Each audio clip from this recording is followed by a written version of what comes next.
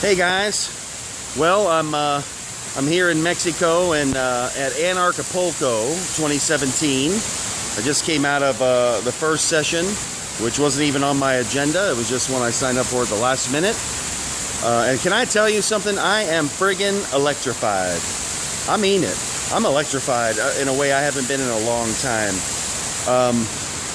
You know, we all start where we start in life. Maybe you come from a household or family that leans politically left or right, or religious or atheist or whatever. But let me tell you something, man. At a certain point, you got to start figuring things out for yourself, right?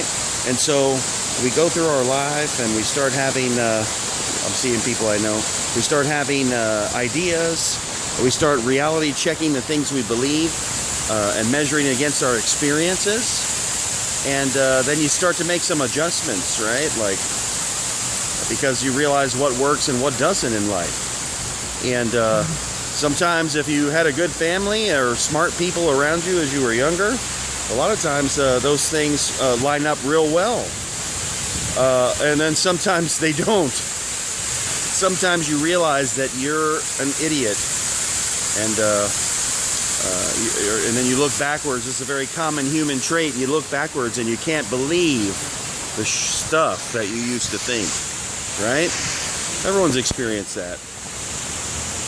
Well, I think a lot of people are kind of going through that right now because, you know, we're waking up to a lot of lies all over the world. And, you know, things aren't the way that we were told they were. You know, I was born in 1973. Truth, justice, the American way. You know, Christopher Reeve will always be Superman to me. Gene Hackman will always be Lex Luthor. And, you know, the American way was the right way. And we were the free people. We were the ones who were going to set things right. We went over there in World War II and we saved the day, and we're the big heroes, and that's why we have our privileged position in the world. And when you realize that all that happened, you know, while my grandfather was in high school, right? None of us and our parents have done anything or very much to continue that ascent, right? We've been living off of their investments since about 1971, before I was born. That's my entire lifespan, that the currency has been depegged from anything with intrinsic value. Now, they do have this scheme with the petrodollar, so you can make an argument that there's some tangible value, but that's collapsing as well. And look, everywhere you look, you have to question almost everything that you think. And so tonight, the presentation by Larkin Rose, that's just what it's about. He's coming from an anarchist's perspective. And it basically, for him, I believe, boils down to two things. I don't want to control people, and I don't think I have the right to do so. And I don't want to impose violence on them if they don't do as I think is right. And that's a really simple political philosophy. And it's really, you know, a very provocative idea that it can be that simple.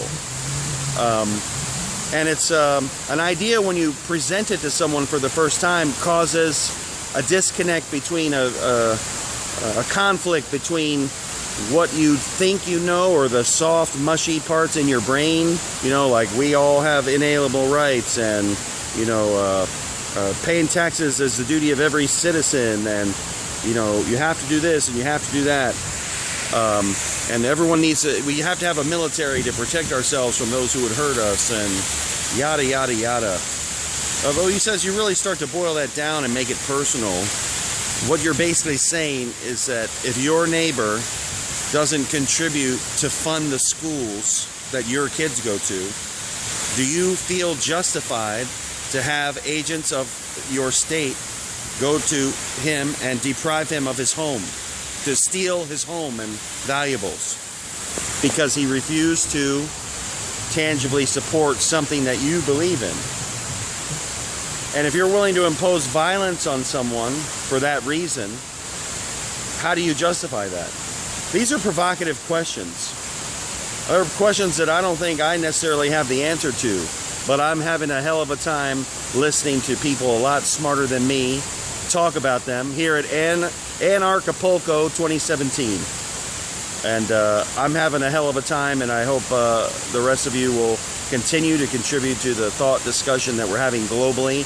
And my little channel is just an effort to put something into that stream. It's a little bit primitive so far. I definitely recognize that.